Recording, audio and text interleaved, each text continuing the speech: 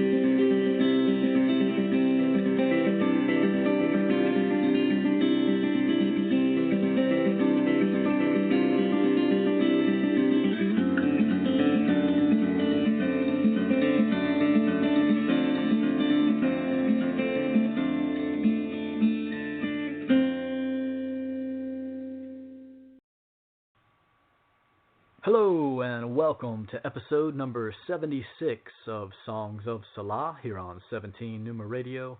I hope everyone is enjoying an inspired and peaceful week so far. Rain and wind and a black crow on the wire, mischievously dropping an acorn from above as I walk by, and a turkey vulture perched atop the roof, and a great blue heron wading in the creek water, underneath the bridge, in the woods, in the park. That's my general perception of the settings here in Georgia the past couple of days, at least the little spot where I tend to tread. It all seems like signs of things getting awfully flighty, or even better, lofty. Lord, I love the season of autumn, cool and crisp and clean in the lungs with fresh air from the pines, utterly divine. Amen. Thank you for tuning into the show this evening. I'm your host, Scott Thomas Outler, and it is Tuesday, October the 15th, 2019. We'll be here live for the next hour, and phone lines are open at 646-668-8757 if anyone would like to call in with questions or comments for tonight's guest, Danny Williamson. He'll be joining the program in the next segment to talk about his book, Where's the Joy, from Morgan James Publishing, and to discuss the work he does with Speaking Louder Ministries, as well as the Collective Global. Looking forward to that conversation coming up shortly. I'd like to thank last night's guest, Jacob Bustos, for coming on the program. He had some solid advice about health, nutrition, positive thinking, and overall well-being that he shared. Just a reminder that his episode, along with all other past episodes, can be listened to and downloaded from the archive here on the channel or at 17numa.com.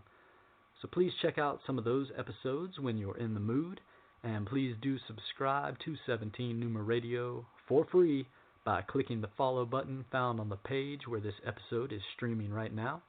It only takes a minute to do, and it's a simple process to get signed up. Your support is greatly appreciated, and thank you especially to everyone who shares episode links and helps to spread the word about this show. I had a great time recently, escaping what was fast becoming too long of a hibernation period when I performed as one of the featured guests at the Velvet Note Jazz Club in Alpharetta, Georgia, as part of their Velvet Voices event. I read a selection of poems from my books, Abstract Visions of Light and of Sand and Sugar, during the evening. It was the first time I'd been to the Velvet Note, and it certainly proved to be a most welcoming spot. Chill atmosphere, dimly lit, intimate setting, cool stage, stars glowing on the ceiling. A fun time all around, for sure. Big thank you to Dr. Therese Johnson for organizing and hosting that event, and thank you also to Tay Davis for recording my segment after having concluded her own. The video from that night is available now on my YouTube channel if anyone is interested in checking it out. I also read some new poems this past Friday at the Phoenix and Dragon bookstore in Sandy Springs, Georgia. Several good friends and fellow poets show up regularly for that occasion, held on the second Friday of each month. Michael Burke, a past guest on this program, does an awesome job hosting and keeping the creative vibe in high spirits during the evening. I strongly recommend for anyone in the Atlanta area who is looking for a cool place to read and or hear some good poetry to come join the festivities next time around. I thought I'd kick tonight's show off by reading a poem that was written in anticipation of that event. It also appeared a couple of days ago as part of the Dissident Voice newsletter's Sunday Poetry page. Thank you, as always, to Angie Tibbs for continually supporting my work at that venue she runs out of Canada, where I've been a weekly contributor now for the past 5.5 years. This piece is titled Headlight Fever. I wasted all my worries too early. Now I'm a stuffed koala, bathing in the sun, baking eucalyptus, laughing at the world spin round and round. You told me every flashpoint needs flint to spark. Now my hair is on fire. Rip off the covers, rest in the ash of your laurels, waiting for the lesson to burn at will. I wounded all my alibis before fully forming. Now the theory is dizzy, crash point of fever, shine where the clovers are smitten, gathering red leaves for spells of caution. You told me every story takes on a life of its own when eager. Now my mouth is dry cotton, thick fabric turn autumn, glow in the gown of soft feather, lining up the charge for signs of contact. I promised all my sevens to the pattern. Now I'm caught in its prism, blink twice for fusion, spin in the grasp of spent coating, untangling live wires in the storm. You told me every dog still has its teeth from the hunt. Now I'm warm in the forest, fur wrapped with worn blankets, coil through the night of rebellion, enticing compressed visions from crystal. So that was Headlight Fever, and that wraps things up here at the top of the show. Let's head toward a music break now, and then we'll be back on the other side with tonight's guest, Danny Williamson. Stay tuned.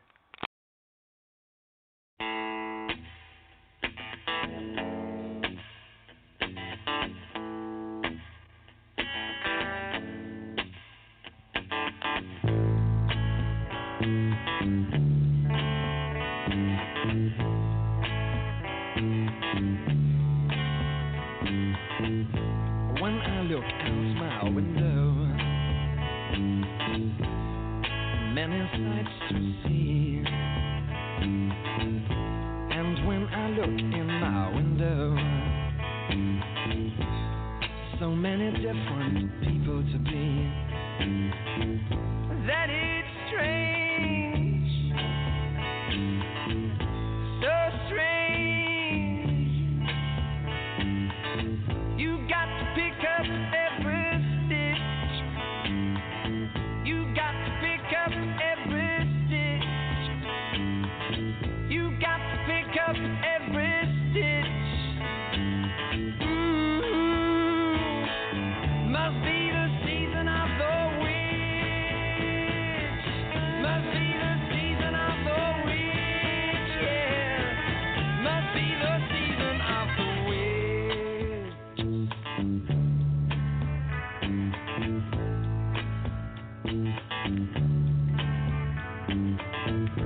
when I look over my shoulder, what do you think I see? Summer cat looking over his shoulder at me, and he's strange, sure is strange. You got to pick up every stitch. You got to pick up every stitch, yeah. Beatniks out to make it rich.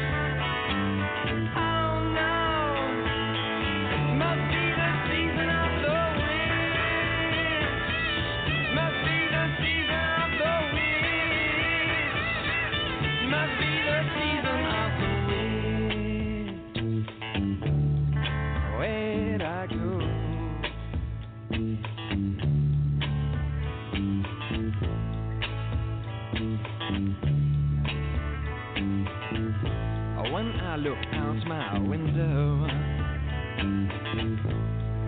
what do you think I see? And when I look in my window, so many different people to be. It's strange, sure is strange. You got to pick up every stitch.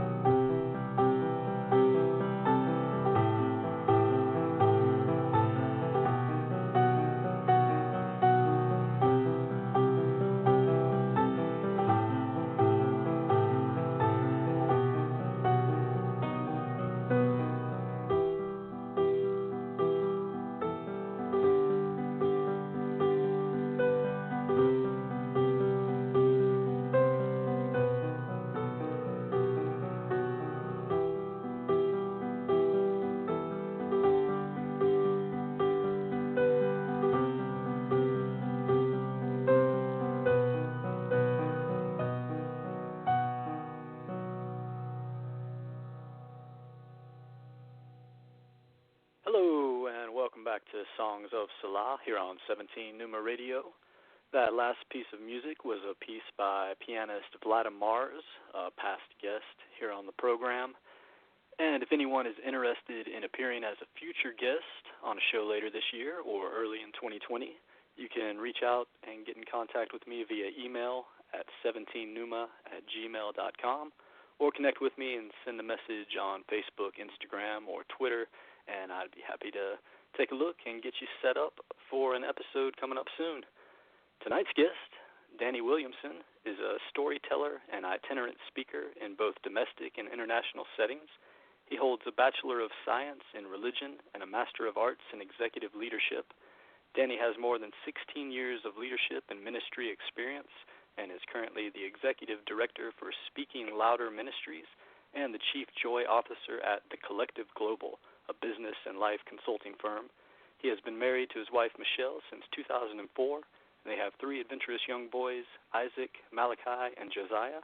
Danny is originally from San Diego and now lives in Nashville, Tennessee. Thanks so much for joining the program tonight, Danny. How are you? I'm doing good, Scott. I really am. How about yourself? Doing well. Thanks so much for coming on tonight. Did want to say thank you as well. We had this program set up for a couple of weeks ago, but the platform was having a little bit of technical difficulties that night, so I appreciate you being accommodating and reworking your schedule to appear here tonight. Absolutely, absolutely. Well, I try to live by the 11th commandment, which if you don't know that, it's thou shalt not sweat it. So I decided not to sweat it, and it's all good. So. Right on. I can get behind that for sure. Yeah. Yep. So, coming to the southeast from over on the west coast, how long have you been on this side of the country, and what precipitated that journey? Sure. So we moved here. You know what is interesting? Today is our 4-year anniversary of living in Tennessee. So we came out from sunny San Diego, which is probably the best weather on earth. But my good friend Jeremy Camp, who's a Christian artist, has been around for a long time, and anyway, he had already appointed me as the executive director for Speaking Louder Ministries, and he was living out here, and we just got to talking and thought it would work quite well for me to come out and bring my family and kind of start afresh out here in Nashville. And you know what, I do say y'all now, which is great, and I usually pair it with a dude, but dude, y'all need to listen. But I do love it here, and my wife loves it. I still remember sitting on the front porch in our Cracker Barrel chairs and sitting there rocking away, and she looks over and says, it was about 1.5 years into living here, and says, okay, I can call this home for a while. I like it. So, yeah, that's really what got us over here. And we go back to see family and friends often, but at the same time, this is where we're calling home, and we really love it. Very cool. Yeah, some beautiful country over there, but there's some here too as well, so it's a good Absolutely. deal. Pretty much anywhere on earth you can find a good spot. But yeah, those Cracker Barrel chairs. Got to get those blackberry pancakes at Cracker Barrel every once in a while. Some good eating. Yeah, man. That's right. So you came over here for the Speaking Louder Ministries. Can you talk a little bit about what that's all about? Yeah, absolutely. So Jeremy, just a great guy, great friend. He's been through a lot in life, and he started this ministry, Speaking Louder, about I think 7 years ago now, in 2012. And he has a heart of an evangelist. He just wants to share the hope of Jesus everywhere he goes, and he has this gift of music that he wants to use to do it. And so I really created a process through that, and then he brought me in to fine-tune some things since my background is in nonprofit, and it's just a great joy to work with Jeremy and him being such a great guy and a great friend over the years. So this process is really threefold, where music is the thing that opens the door. I've yet to meet a person in the world who doesn't like music. And so music has a way of opening the door on an international level. And so he gets invited to a place, and we're able to, he's able to share his music. We do all the fundraising for that to happen. We do all the planning that goes into that. And, for example, in India, we had an event with 15,000 people that came out, and it was just amazing to see just the hand of God in the whole event that happened. And so that's really the first phase, that gets us into the country, do a free concert that's positive, uplifting, and really helping people's hearts.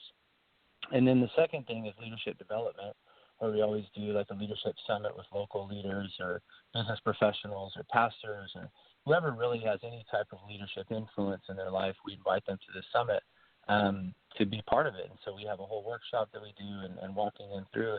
And so that's a wonderful joy. And then the third aspect is really humanitarian aid and mercy efforts. And so, it takes about a year to plan everything, the concert and leadership development, all of that.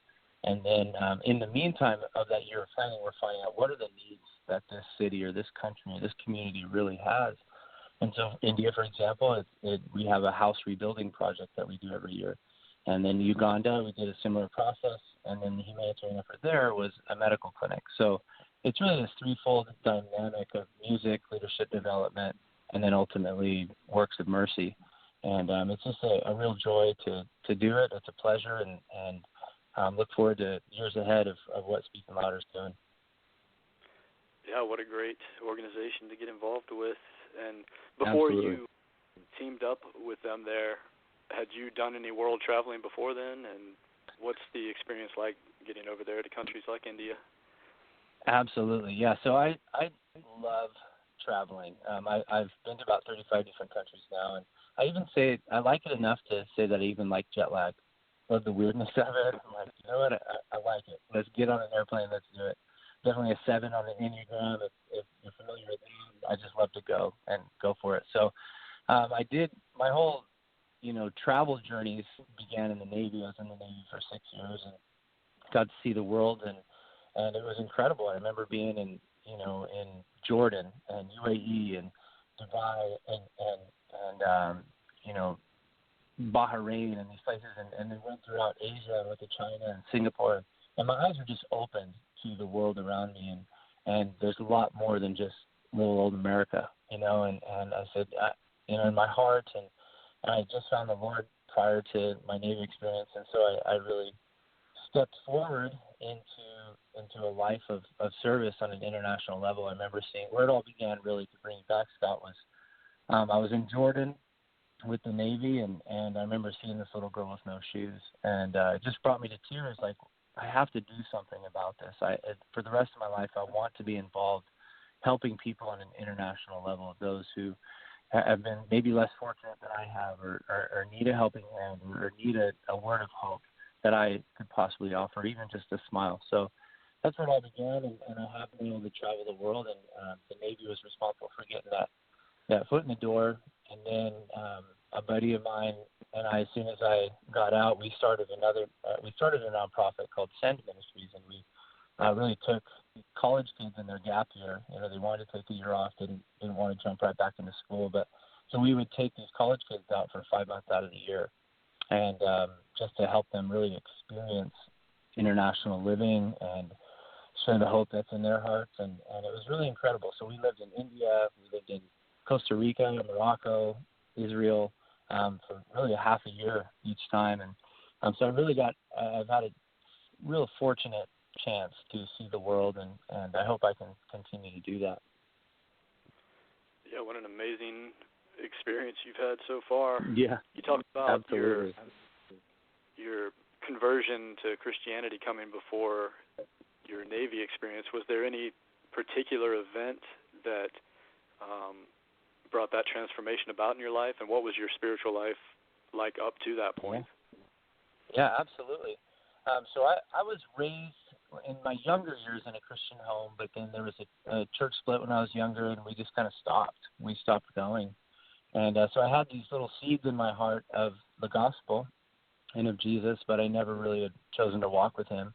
And so I really got to experience life without God at the forefront for a good number of years, all through junior high and high school, and really went through some really dark times in life, and brought me, went through some valleys. And then it was my senior year of high school. I got invited to a Billy Graham crusade in Sacramento in Northern California, and I went ahead and went. I had no idea what I was getting into, but God did, and heard the message of the gospel and responded to Jesus, and I knew right then that everything was going to be different. I actually was at the top of the arena and heard the call to come forward if I wanted to receive Christ in my life, and I said, yeah, and tears ran down my eyes, and I literally got out of my seat and ran to the front and all the way down the stairs and all that. And honestly, Scott, my life has never been the same.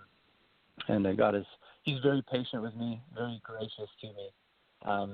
But he took me as I was, as a senior in high school, and here I am. And that was 1995. So here I am, many moons later, and still saying, you know what, Jesus has done me good. He has done me good. So that's how it all kind of came about.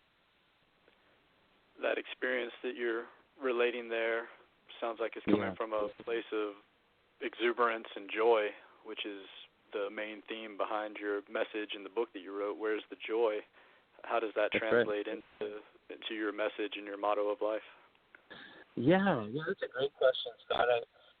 Joy, I just began to notice in all my world travels, in all my leadership experiences, in all my personal relationships, this idea of joy just kept coming up again and again. Whether it was reading in Scripture or whether it was just seeing something that everybody, I began to realize everybody wants joy. Just as I said earlier about music, how I've yet to meet a person in the world who doesn't like music. I would say the same with joy. I've yet to meet a person in the world who doesn't want joy. I know there's people who struggle with levels of depression and different battles in life, but yet they're still desiring a joyful life. It's not like they want to be down in the dumps, but it's one of those things that so I began to realize, okay, everybody wants this joy. So I really started to dive in, well, what is joy? Is it just this temporary hula hoops and rainbows and Cheerios on a Saturday morning, or is this something that's gonna stick with me through life? And I really came to the point of, like, I want the sticky stuff. I want the kind of joy that doesn't fade, even when I'm in a valley, even when death comes knocking at the door, even in these, we all face difficult circumstances in life, but there's still this ever-present joy that can remain. And that's really what I dove into about this life theme. And I get asked to speak somewhere, and oftentimes I just I'm going to be speaking on joy, and every single time I just resonate with people.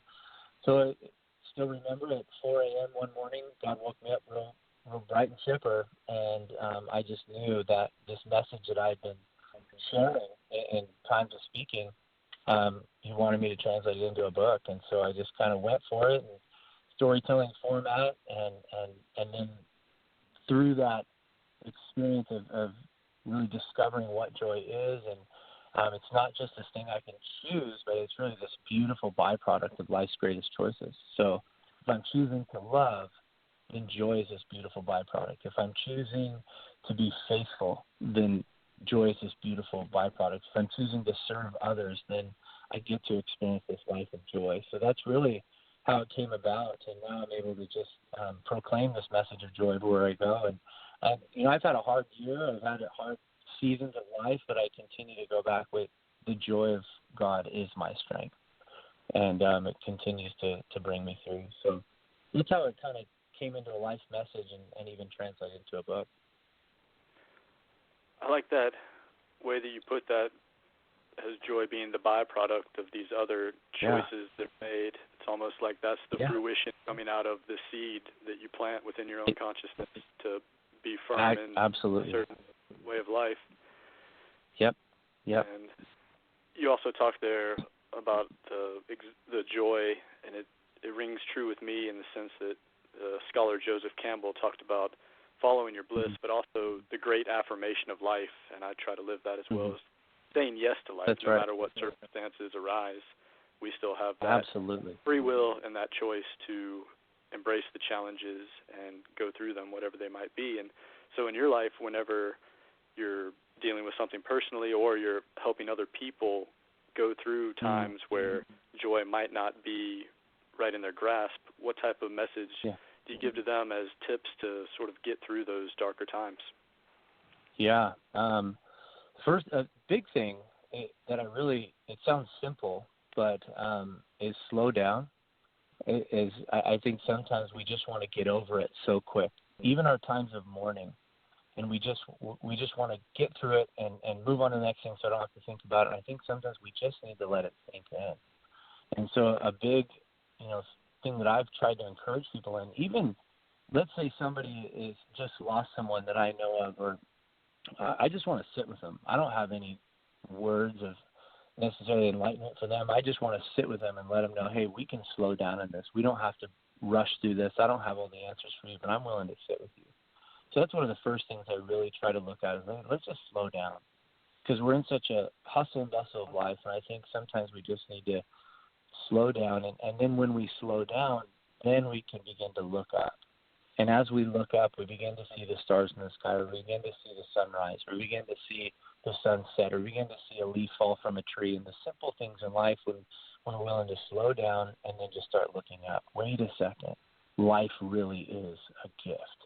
And now those are those moments that I would even call painful joy, where, yes, you're in the midst of this dark valley, and you know, I'll get personal with it. Like, this past year has been incredibly difficult. I've had 6 friends pass who are all under the age of 42.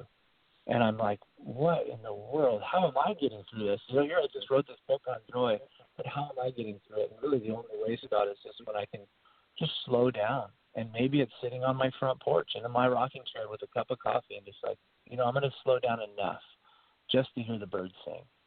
And then I can experience this supernatural kind of joy that isn't just this quick thing and quick, you know, blow of the wind coming by, but it's just it's a lasting presence. Okay, I can slow down, I can look up, and as I do, that's where I begin to find the joy, and that's how I can encourage others to do the same. So that's a simple way. There's many more things, but that's what I would say that's a starting point. Slow down and look up. That's really a great fundamental piece of advice, because we all have those areas of our mind that are constantly spinning with worry or anxiety or whatever the case might be. And so being able to sort of calm those waves and be able to receive the energies of the universe and of God that are That's right. there to be embraced and experienced. Yeah. Life is about. And you know what I'd also say, that's what has given me such a love for poetry, is it's really hard to fully embrace poetry, and whether you're listening to it, writing it, in a hurry. You just can't do it. You know, and I remember my grandpa telling me, who was an English professor, and he said, you just can't read poetry too slow. If you're willing to just sit on a word and let it sink in. You know, it all ties into this message of joy. It's just, hey, let's slow down for a second and actually hear what's being said. And that's one reason I absolutely love this very thing we call poetry. That's really well said, because every word in poetry does have a certain mood to it in a certain sense that can be digested in different ways, and just getting into that atmospheric quality of it, almost stepping into the picture that's being painted. I like that a lot. That's right. So I didn't want to get away from your book too quickly. I wanted to dive into that a little bit more. Sure. Before you started writing it, was that something that you were involved with, writing and poetry and storytelling, or was it just a new decision that came? And what was the process like in writing that book? Yeah, that's a great question. I never grew up with, you know, a desire to write a book or anything. I always enjoyed reading and soaking things in, and I have been speaking, you know, on as far as like public speaking, itinerary speaking. I've been doing that for years, for 20 plus years. But writing never really was this, you know, deep, long desire that I one day I'm going to write a book. It just wasn't one of those things. But like I said, at about 4 a.m, you know, a couple years ago, I just felt this nudge. Like, you know what, I need to put this on paper. And because this is more than just about me. Other people need to hear about this word we call joy. And so that's kind of how it came about. And fortunately, I had spoke on this topic kind of in you know, I'd hit on these certain points in regards to joy, and the joy of redemption, and the joy even of evangelism, and the joy of service and giving, and those things, and even things like the joy of tears. And so it kind of formulated, and I started to say, okay, I'm going to put this in a book form. And so it wasn't easy. I was also in the middle of getting my master's degree, so I was like trying to study and work on these things at the same time for school, but then I would go back and I'd get these ideas for a chapter, and I'd just start diving into it. So it began to be a really fun process. And then really what helped was when I found my rhythm. For me, what helped was, there's a very practical side of it, but some people wonder, well, how do you start and how do you continue? What really helped me get the job done and get the book done was I committed to a certain time every week. Friday was my absolute writing day. That's all I did. And I know not everybody can do that if they have a full-time, different schedule for work and those things, but it really helped me to have that designated time. And then the rest of the days I was jotting down notes and I was getting ideas, and maybe an idea for a poem would come in or those kinds of things.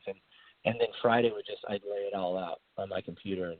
And so that really helped me. And then it just began to get more consistent. And before long, I had these chapters in front of me and ready for submission. So that was kind of how it all came about. It started with speaking, and then it led into, okay, I need to do this.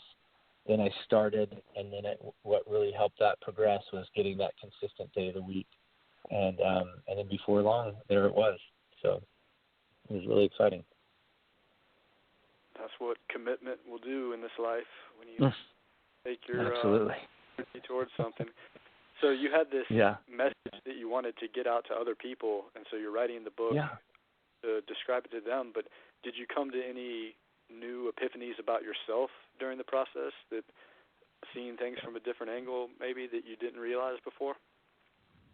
I really did. I realized in this journey for joy in my own life how I was hurting, and I really I realized I'm longing for this idea of joy far more than I realized. Yes, I wanted other people to realize it, but in writing, the more vulnerable I got with myself, the more I'd seen throughout life that I had pains in my heart that I needed to walk through and be healed in. And so it brought me back. There were times that all my storytelling and those things that would come about in each chapter, I kind of relived them. And all the way back to when I was in junior high, or times in high school, or times in my young college age years.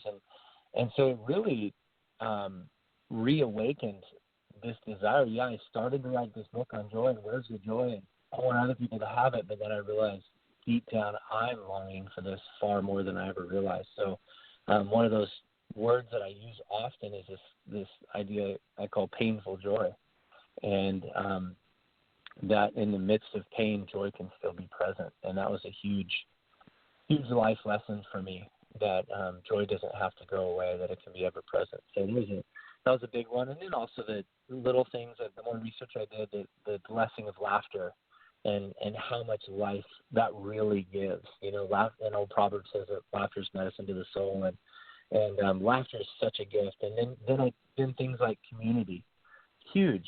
I just discovered, wait a second, I have these lifetime friends in my life that are such a gift, that are willing to tell me the truth. We laugh together to the point where our bellies are aching, tears are running down our face. So these ideas of community, this walking through this steady amount of joy in the midst of pain, the gift of laughter, and then even being awakened, like I said, about looking at just the wonder of life.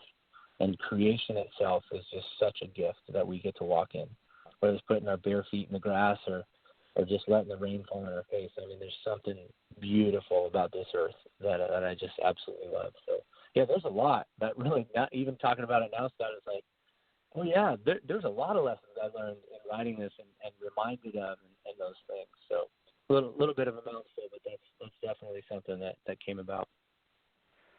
Yeah, a lot of great pivotal points you just covered there. Makes me want to go call some of my best friends that I haven't talked to in a while and say hello. Seriously. Absolutely. I mean, I'm so grateful for friendship. And this is something I definitely learned in writing this book. And the more I thought about it, and the more I thought about community, the more I thought about friendship, was I realized I think it's absolutely impossible to belly ache, tears running down your face, laughter, isolated and alone. I really do. The more I thought about it, it's like every moment I've ever had where I just can barely breathe because I'm laughing so hard, it always involves other people. And even maybe I'm I remember a time that brings me to laughter, and I'm laughing so hard. Maybe I'm by myself, but you know what it was? I'm laughing, remembering the time when I was with somebody else. And so, even times like you trip and fall and somebody sees you, hey, somebody else was involved in that, or even watching a funny movie, there's other people involved in that laughter. So that was a huge, huge contribution to this idea of community and friends. So, yeah, give them a call, man, for sure. I definitely need to do that. And you're talking about the message of community and friends and family and that bond between us all. How does that play into the collective global? Yeah. So I'm a contracting consultant with the Collective Global, and they kind of put a title on me as the Chief Joy Officer. And so really the idea behind the Collective Global, my friend Brad Stinson started it. He's the CEO, and it's really to improve people's lives at work and at home, because he knows if, the consulting that's primarily being done with clients with the Collective has to do with, it's a cultural consulting firm. It's helping people communicate better, a lot of executive coaching, helping leaders listen better. I would say it's probably the number one leadership principle that I've learned over the years, just this art of listening. And so a lot of that is just getting people in a room where they're listening to one another, they're clearly communicating with one another, and it's over. And, we have our processes that help bring these things to the surface and pain points to the surface that they can communicate about them. But that's really the idea behind it. And as people are beginning to communicate better with one another at work, we've found it again and again and again. They begin to do these same things at home. And so it's not only improving their work life, it's improving their home life. And so it's a wonderful treasure to any time that Brad has me come alongside for a project, I'm always happy to do so. And they're doing some amazing work with the Collective Global. Sounds like another great project you're involved with. Yeah. So you have this energy about you that's the evangelical and the leadership role and being outspoken, giving these public talks that you do. Yeah. Has that always been something that was inherent within you, or is that a skill that you learned over time? And what do you say to other people to help them have that confidence to get in front of people and sort of speak from their heart and speak from their soul? Great question. Now, I've always been an outgoing guy, but I was never somebody who, growing up and looking back, I was never somebody who longed to be on stage, or I didn't have an acting background or anything like that. But it just kind of came about. My whole life changed at my senior year. Everything kind of shifted, and I began to see that I do have a voice. I can use this energy. I can use this, outgoing personality that I have to actually encourage other people. And the biggest thing I would say is somebody's, feeling a tug for public speaking, because I know some people, they'd rather die than do a moment of public speaking, But for those who actually feel like there's a tug and there's a pull, first thing I would say is just say yes. When you get opportunities, whether it's for a Sunday school or whether it's for a junior high, event or whether it's for a corporate setting, just say yes. Never think that you're too good or too big for a small event. Don't despise the day of small beginnings. And so just start saying yes at every opportunity that's given to you. And the other thing that's really helped me is whenever I'm asked to speak, always remembering that it's never about me. Yes, I may include stories about me that really are only for the purpose of relating to my audience. And so the more I realize, hey, it's about the audience. It's about what they can walk away with. It's giving them a tangible life lesson that I've walked through, they too can grab a hold of. So those two things is in a practical sense. Just say yes when asked, and then also always remember that it's not just about you. Yeah, you're part of the process, but it's always about your audience and how you're giving them some life principles or you're giving them some leadership insight. Just always remembering that, and that always builds this bridge of connection with the audience. When I'm on stage or whatever it is, able to connect with them, realizing, hey, I really genuinely care about what you are hearing today. It's not about me or how cool I am or how well I'm dressed today. This is about you and your story and how anything that's gone on in my story can hopefully impact your story. So those would probably be the two biggest things I'd tell anybody wanting to get into public speaking. Yeah, more great points there. I like that idea of when the door is opened, run straight through it. Yeah, that's right. Knock, and then That's it right. opens. Don't That's right. decline the invitation. Yeah, So just say yes. So looking back on your life and the positions that you've reached now, are there any key mentors or guiding forces that really set you on the path? Absolutely. My biggest mentor, fortunately, I do know that, and I did touch about this in my book, I do know that not a lot of people can say this, but I would say that my dad has absolutely been my number one mentor in life.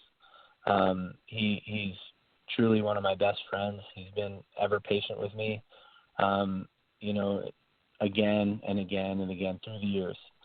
He's just been there. And every Friday we talk. I either call him or he calls me. We call it Father Friday. And so he's been my biggest mentor in life. And then there's a few other people. There's a pastor I worked with in California, Rob Salvato. He was a great mentor. When I talk about like public speaking and those things, he was one of those guys who just saw something in me and continued to give me opportunity after opportunity to grow. And he wasn't afraid to bring correction my way either, which I'm utterly thankful for.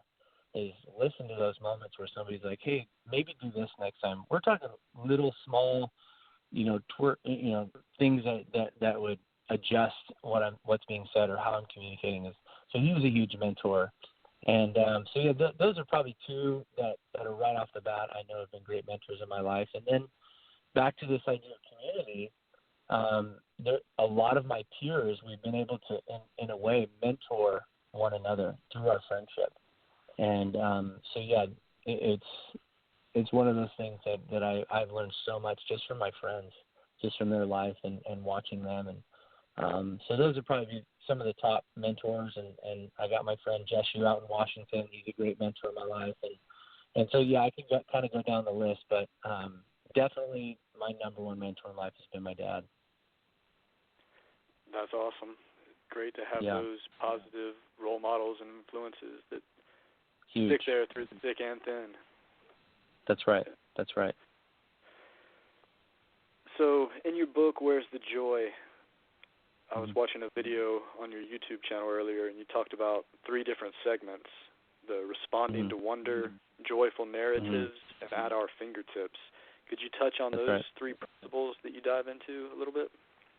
Yeah, absolutely.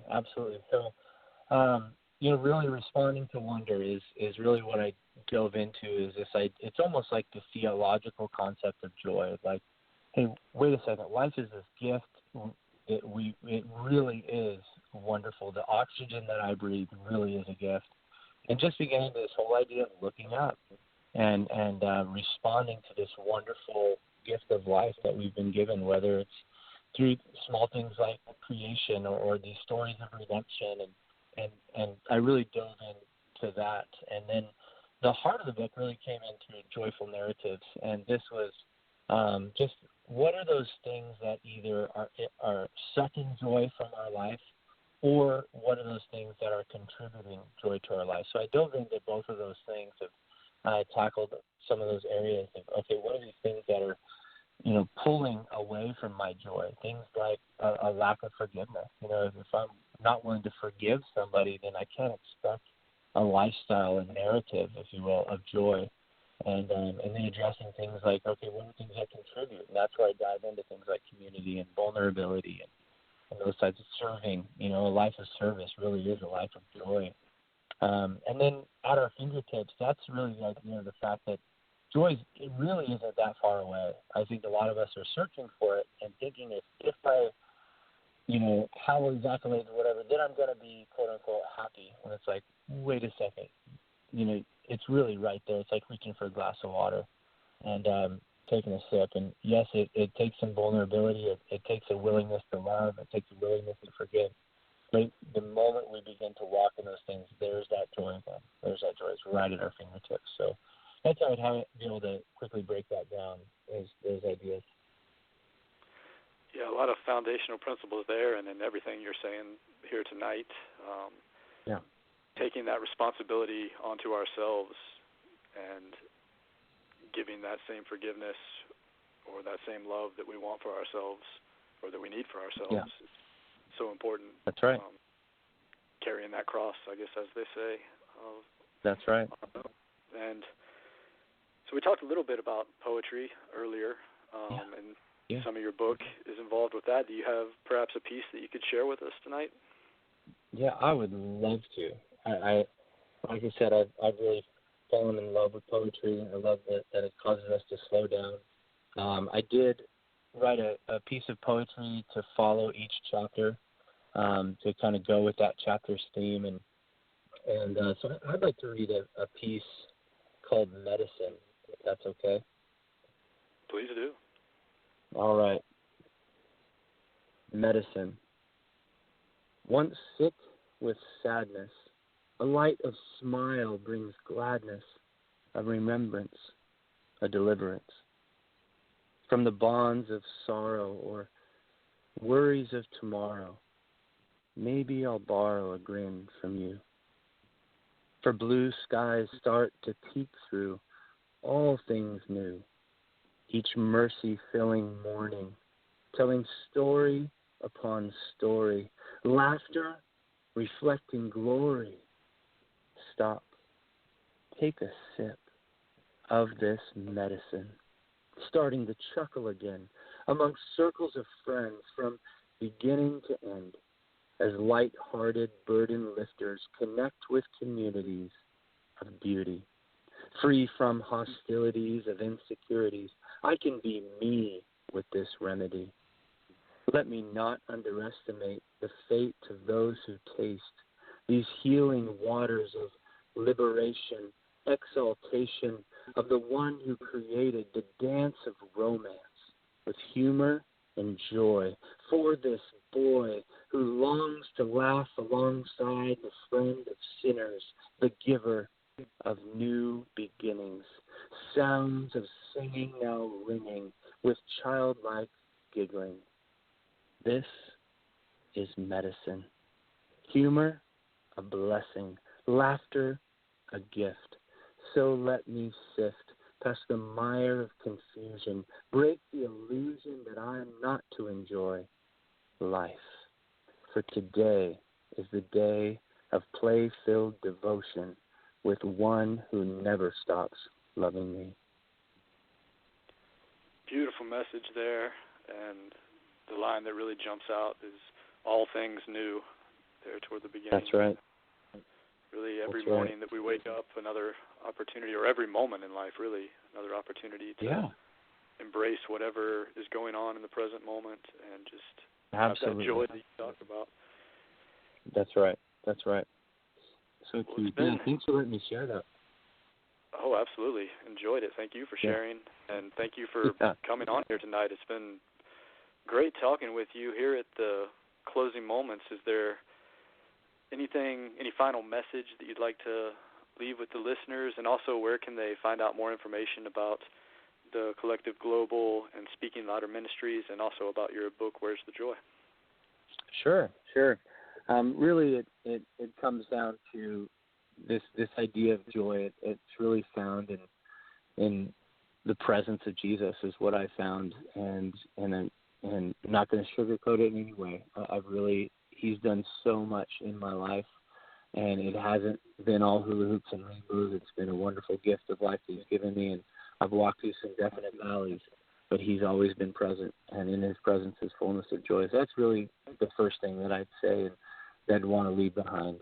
A way to get in touch with me is pretty easy. It's just DannyWilliamson.com. And on my website, you can find links to both Speaking Louder as well as the Collective Global. And I'd love to hang out with anybody. I'd love to chat. If it's a speaking opportunity, as I mentioned earlier, my answer is yes. Whether it's just talking about poetry, all those things, I'm easy to get a hold of. So that would be that. And joy's a gift, life is a gift, and that would be my message this evening. Fantastic. Everyone go check out DannyWilliamson.com. And I really appreciate you coming on and sharing the uplifting, affirmative message for life and for the community and all these great values that you've shared with us tonight. So appreciate it, and I hope that you have a great holiday season ahead. Thank you so much, Scott. It's been an absolute honor to be on the show tonight. Thank you, Danny. Have a great evening ahead. All right, you as well. You take care. All right, you as well. Appreciate it. All right. Yep. All right, so that was Danny Williamson with a wonderful message shared here tonight. Hope that everyone has enjoyed the show. And once again, do go check out his website at DannyWilliamson.com. Find out more about his book and the message that he's talking about. So appreciate everyone tuning in. We're going to play one more quick track by Vladimir's here at the end of the show, and we'll be back next Monday. Have a great week ahead, everyone. Selah.